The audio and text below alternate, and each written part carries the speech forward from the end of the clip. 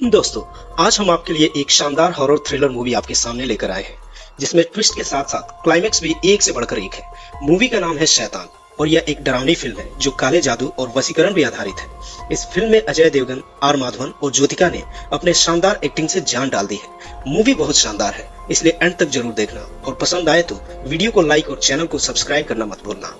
तो फिल्म की शुरुआत में हमें एक मरा हुआ चूहा दिखाया जाता है और यह एक अनजान आदमी उसे पॉलिथीन बैग में रख लेता है। फिर एक फिल्म का इंट्रो आता है और इसके बाद हमें एक फैमिली दिखती है जिसमें 4 लोग हैं। पिता का नाम कबीर है, माँ का नाम ज्योति और बड़ी बेटी का नाम जानवी और बेटी का नाम ध्रुव है। एक सीन में कार में जानवी अपने पिता कबीर से कहती है कि उसे अपने फ्रेंड्स के साथ लद्दाख ट्रिप पर जाना है। कबीर पहले तो श्योर नहीं होता कि जानवी को जाने दे या नहीं, लेकिन जानवी जिद करने लगती है। आखिर में कबीर मान जाता है, लेकिन कुछ कंडीशंस के साथ। उसे जानवी के सभी फ्रेंड्स का नाम और फोन नंबर चाहिए और सबसे इम्पोर्टेंट, जानवी को हमेशा अपनी लाइव लोकेशन शेयर करनी होगी। तो जानवी इन शर्तों पर मान जाती है। अगले दिन ट्रिप से पहले फैमिली एक छोटी आउटिंग पे निकलती है। ये लोग अपने फार्म हाउस जा रहे थे और रास्ते में एक रेस्टोरेंट में खाना खाने रुकते हैं। वहाँ सबके लिए पराठा मंगवाया जाता है, लेकिन जानवी उसे खाने से मना कर देती है क्योंकि उसमें काफी बटर था। इस बीच कबीर 2 चाय ऑर्डर करना चाहता था, पर उसके पास छुट्टा नहीं था। ऐसे में वहाँ खड़ा एक अनजान आदमी अपने लिए एक चाय लेता है और 2 चाय कबीर की फैमिली के लिए भी ले लेता है।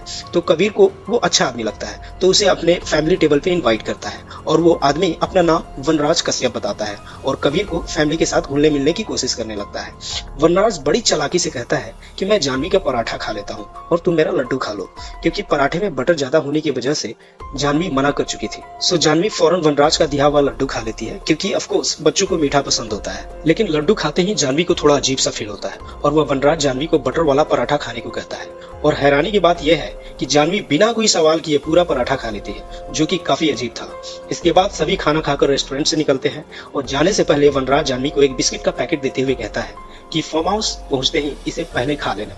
और जानवी उसकी बात मान लेती है, जो काफी अनयूजुअल था, क्योंकि वो ऐसी लड़की थी जो किसी की बात इतनी आसानी से नहीं मानती थी, लेकिन वनराज की हर बात मान रही थी। फार्म हाउस पहुंचते ही जानवी सबसे पहले उस पैकेट से बिस्किट निकालकर खा लेती है। खैर, फार्म हाउस में पूरा परिवार मस्ती करने लगता है। इसी बीच जानवी नोटिस करती है कि वनराज फार्म हाउस के बाहर खड़ा है।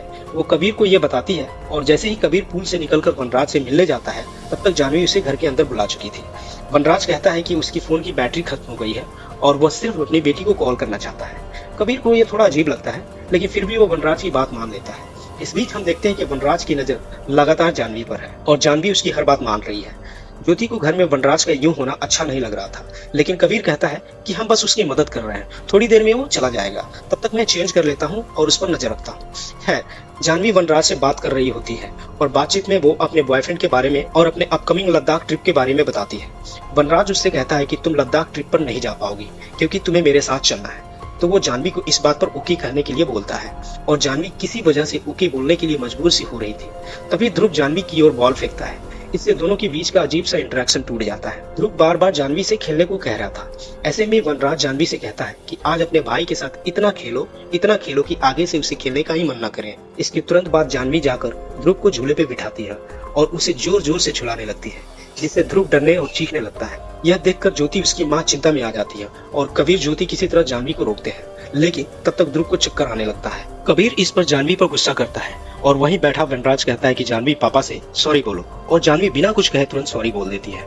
अगले सीन में हम देखते हैं कि खाना खाते वक्त वनराज फिर से इनके फैमिली मैटर्स को दखल देने लगता है और कहता है कि उसे इनकी फैमिली के बारे में सब कुछ पता है। फिर वो जानवी से कहता है कि तुम अपने बॉयफ्रेंड विवान को फोन लगाओ और उससे ब्रेकअप कर लो। हैरानी की बात यह है कि जानवी बिना कुछ कहे ऐसा ही करती है। यह सब देखकर जानवी के पेरेंट्स बेहद घबरा जाते हैं। कबीर तुरंत वनराज को घर से निकलने को कहता है, लेकिन वनराज जाने को तैयार नहीं होता। ऐसे में कबीर उसे पकड़कर घर से बाहर निकालने लगता है, लेकिन अचानक जानवी अपने पिता से ही लड़ने लगती है और कहती है अंकल कहीं नहीं जाएंगे। वो अपने पिता को धक्का देने लगती है और उसका बर्ताव बिल्कुल पागलों जैसा हो जाता है। जानवी कहती है अंकल जो भी कहेंगे वो करना मेरे लिए जरूरी है। यहाँ वनराज बताता है कि उसने जानवी पर वशीकरण यानी काला जादू कर रखा है, जिससे अब जानवी सिर्फ वही करेगी जो वनराज बोलेगा। डेमो देने के लिए वनराज जानवी को खड़े होने और बैठने के लिए बार बार कहता है, फिर उसे हंसने और रोने के लिए भी कहता है और जानवी भी वैसा ही करती है। यह सब देख ज्योति रोते हुए पूछती है कि आपको हमसे क्या चाहिए।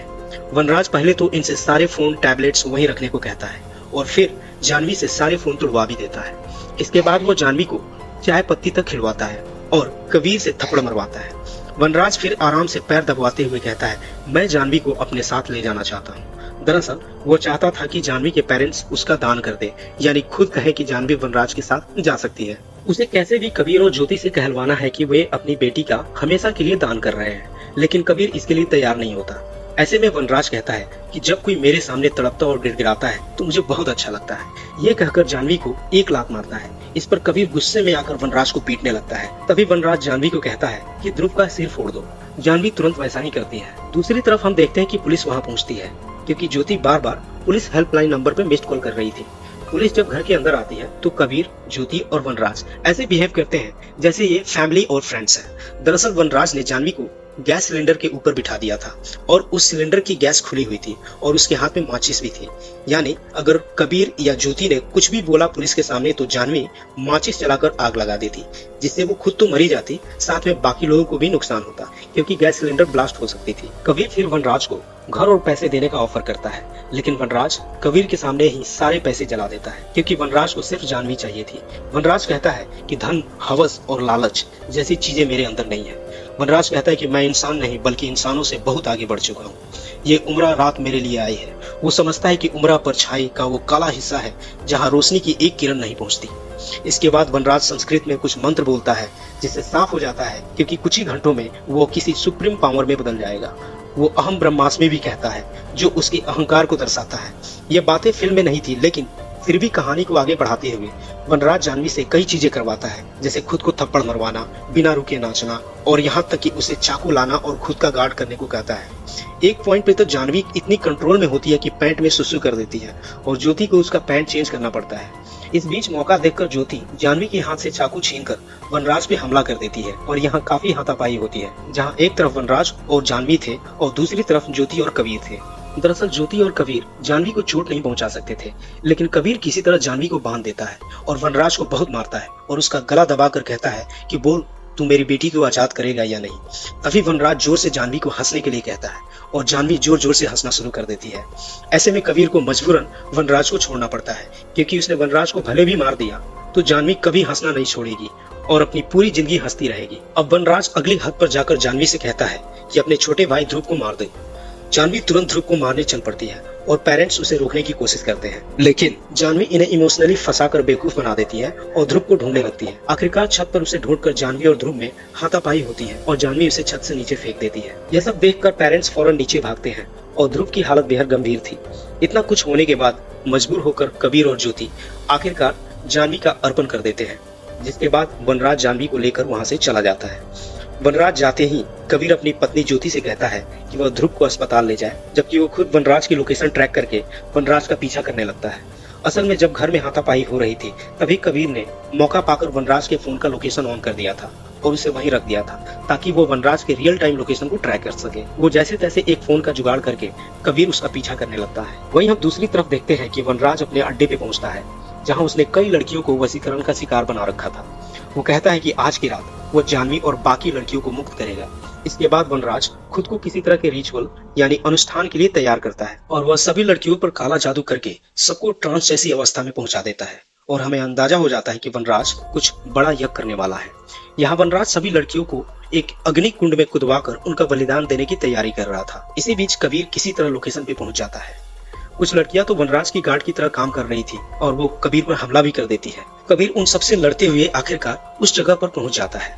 यहाँ यज्ञ हो रहा था। वनराज कुछ देर के लिए अपना रिचुअल रोक देता है और कबीर को घसीटकर उसके पास लाया जाता है। इस मौके पर वनराज अपना असली प्लान बताता है। वनराज कहता है कि इन सभी लड़कियों की बलि देने का वक्त आ गया है और वनराज कहता है कि इन सभी लड़कियों की बलि देने के बाद उसकी शक्तियां इतनी बढ़ जाएगी कि वह सिर्फ नजर मिलाकर किसी को भी अपने वश में कर सकेगा। अब उसे किसी को वशीकरण के लिए लड्डू पेड़ा खिलाने की जरूरत नहीं पड़ेगी। और कहता है कि दुनिया के सभी लोग भगवान के गुलाम हैं, लेकिन कुछ लोग इस काबिल ही नहीं होते, इसलिए वो सबको अपने वश में करेगा और उनका भगवान बनेगा। उसका प्लान पूरी दुनिया को अपने कंट्रोल में करना था। इसके बाद वनराज फिर से अपना रिचुअल शुरू करता है, जहाँ वो काली कठपुतलियों को आग में फेंक रहा था और लड़कियां धीरे धीरे आग की तरफ बढ़ रही थी। जैसे ही वो आखिरी लाल कठपुतली आग में फेंकने वाला था, जिससे कि सभी लड़कियां अग्निकुंड में कूद जाती, कबीर फौरन उस पर आग की लकड़ी से हमला कर देता है और वनराज कुछ कहने की कोशिश करता है, लेकिन कबीर बिना देरी किए उसकी जीभ काट देता है और उसे आग में फेंक देता है। तभी अचानक वनराज की आवाज सुनाई देती है। कहता है कि तुम अब पहले की तरह सामान्य हो जाओ और मैं तुम्हें हमेशा के लिए आजाद करता हूँ। यह सुनकर लड़कियां रुक जाती है और आजाद हो जाती है। यहाँ कहानी में ट्विस्ट आता है और हम समझ पाते हैं कि दरअसल कबीर पूरे वक्त अपने पॉकेट में वॉइस रिकॉर्डर रखा था। फार्म हाउस पर जब वनराज उन्हें चिढ़ाते हुए कह रहा था कि क्या चाहते हो कि मैं सबको आजाद कर दूं ताकि सब नॉर्मल हो जाए, तब कबीर ने उस आवाज को रिकॉर्ड कर लिया था और अपने बेटे की मदद से उन्हें रिकॉर्डिंग को एडिट करके सही जगह पर प्ले कर दिया और इसी ट्रिक से सबको बचा लिया। इसके बाद देखते हैं कि पुलिस मौके पे पहुंच जाती है और इस पूरे घटनाक्रम में कुल 108 लड़कियां आजाद हो जाती है। फिल्म इस बात पर जोर देती है कि 108 नंबर हमारे धर्म को काफी महत्वपूर्ण है। सभी लड़कियां अब अपने परिवार से मिल चुकी थी और ज्योति और ध्रुव भी सुरक्षित है। फिर कहानी 1 साल बाद सीन में शिफ्ट होती है, जहाँ फिल्म की शुरुआत वही चूहा पकड़ने वाला सीन दिखाया जाता है।